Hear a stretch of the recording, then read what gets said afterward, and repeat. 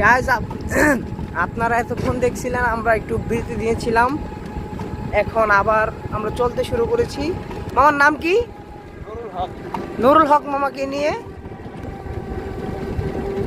মামা অত্যন্ত ভালো ব্যবহার করে ওনার। আপনারা এখানে আইসা মামা নর্মালি কত টাকা লাগে এখানে আসতে ঘুরতে? রিক্সা দিয়ে ঘুরলে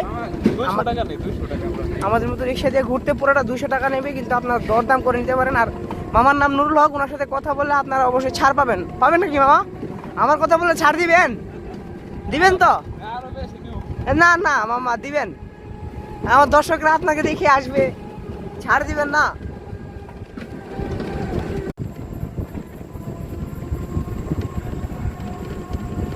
আমি একটু চালাই। এই যে এখানে বসে দাঁড়ান তো মামা। কি